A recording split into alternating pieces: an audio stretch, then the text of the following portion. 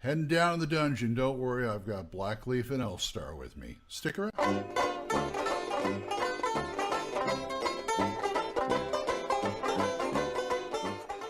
Hiya, folks. Old Man Grognard here, and today I want to review a retro clone of one of my favorite games. The retro clone is Dark Dungeons. And what it is, it's a retro clone of this.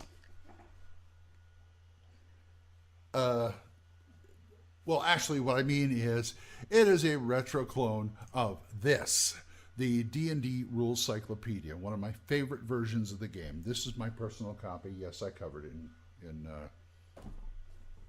denim. This was put out in 2010 by a gentleman who goes by the name of Blackie the Blackball. And I used to know, I saw him a couple of times on forums. I don't know, he's very reclusive. But this is a good book. Here's the book right here. It's 345 pages. And it's a very good imitation of the Rules Cyclopedia, I think. Now that I've looked through it, and you can too, but I'll tell you about that in a minute. Now, it does have a few of its peccadillos, but on the whole, this is usable as the RC. If you want to play basic racist class D&D, you can use this, and it's easier to find too. So, he put this down. Like I said, Gurbintroll games that really don't give you very much in the way of credits for this game, but it's been around since 2010. And you can play the game right out of this book. Right out of this book. Or the PDF. Let me go over a few things. Now, I did get a chance to compare a few things. I didn't do very much. I don't really get into the minutia of what makes a game different from the parent game, but I did mark some things. They have a skill system here, which is comparing to, there is a skill system in this too. But the skill system in Dark Dungeons looks like a lot easier to use.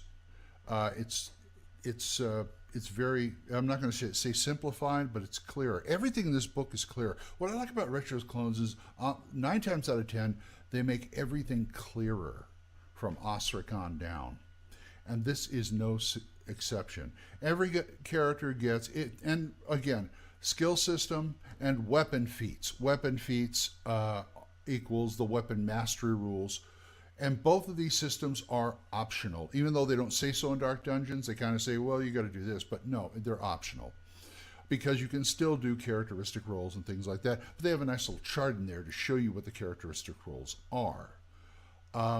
Every character, if you're going to do the skill system, gets 4 slots for skills, plus 1 for whatever your intelligence bonus is. And use those slots to get skills. They also have rules in getting better. I didn't go over those quite as much. The weapons feats, oh man. Lot easier. Okay, let's start from the beginning. Here's a page. This is a fighter. Fighter character, how to make one. These go up to, I believe they go up to level 38. Demi-humans, it's racist class, and the demi-humans are capped at 9, it looks like. That's the first thing I would probably change. I don't see I mean, I know he's trying to be faithful and all, but to me, level caps just kind of, I can go with the, so many, you only get, plus points after 9th level. To me, that isn't a cap. To me, that's just a different way. They go up, they're just saying they go up slower than humans. Here's some of the monsters. This is how they write the monsters up, and all the monsters are in there. I like it because you got a column here, description, column here, description. As far as artwork goes in this book, it's mostly public domain art, illuminated manuscripts, things like that. And the monsters, there is no artwork, which is okay with me. This guy makes this game so accessible. It just it doesn't bother me, really. Here's, what is this? Oh, this is a dwarf. This is the dwarf chart. How you can make a dwarf, and it just lays it out right there. It's just a beautiful book. Here's part of the skill system. They do have a chart. If you don't want to use a skill system, you can take the skills and show which stats they default to, which is nice if you don't want to use them, but you want to kind of figure out, okay, he's doing this. What would I use to give him a stat roll with? Which is really handy. I like that. Weapon mastery. What I like about the weapon mastery, I said it was clear, but it's also longer. If you remember the chart in the RC, where they have this big chart in real tiny print showing each weapon and what they do when you get better at them.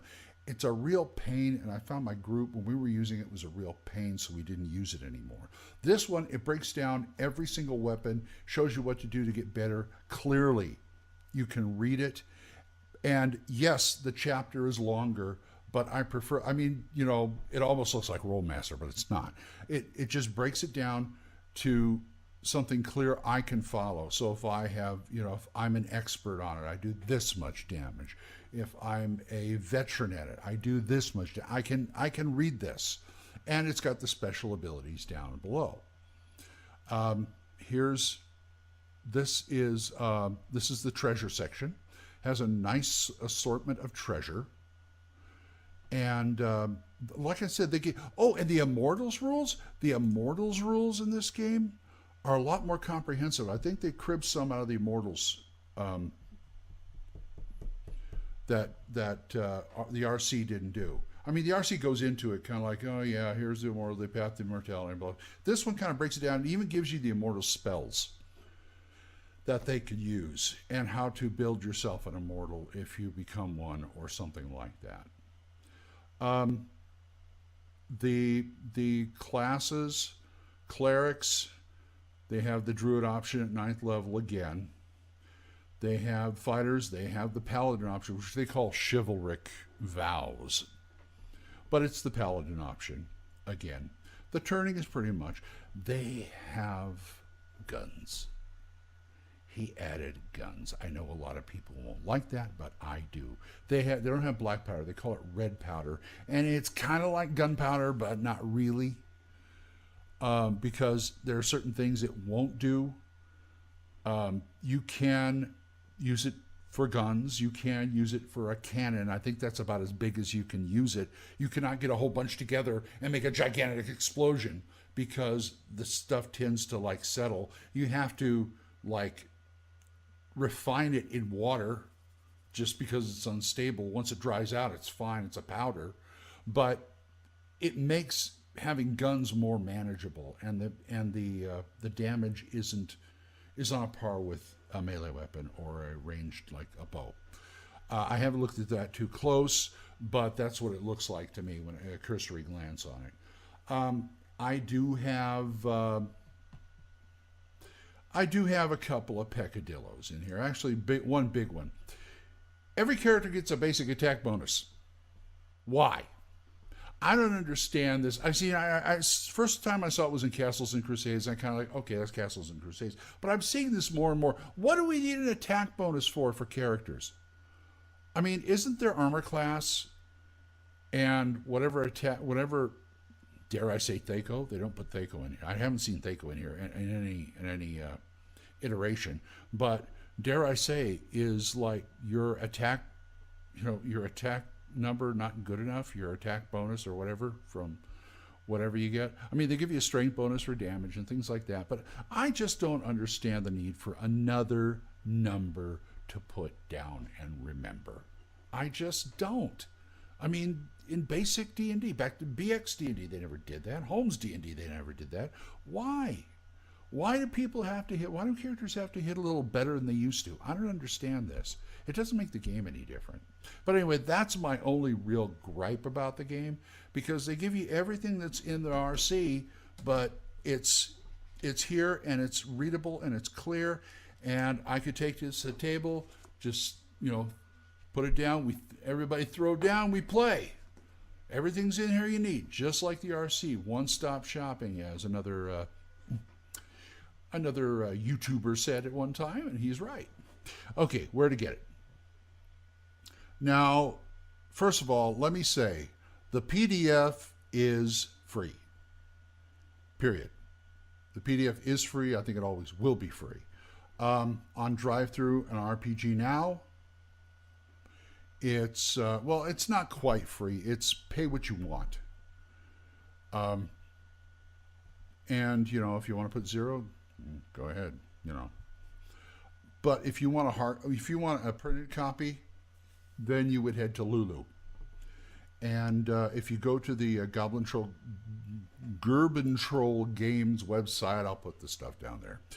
The hardcover is $26.26. The soft cover, which was what I got, is $14.67, and the deluxe is $89.85. I think that's because they put a really good hardcover on it, and everything's in color.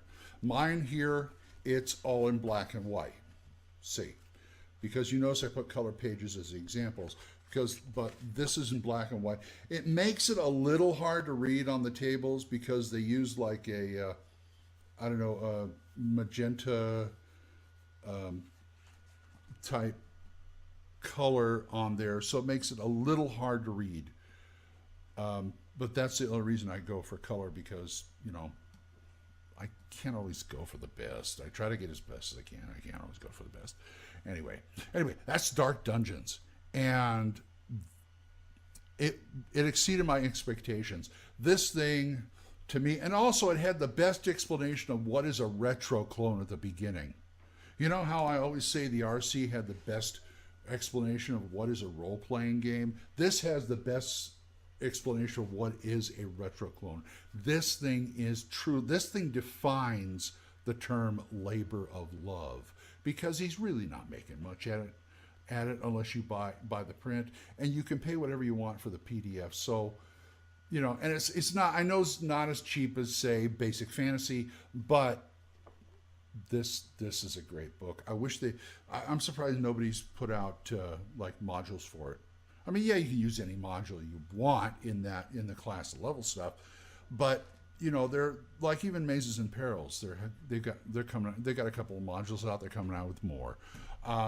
But yeah, it's amazing they haven't put anything out for this, because this is kind of like the Osric for Basic. This is like the Osric of Basic, right here, of RC, because you can use that. They have a license in the back saying how you can do that. Anyway, I've talked enough about this. Go get it. Tell me what you think about it at oldmangrognard@gmail.com. So until we see each other again, bye-bye.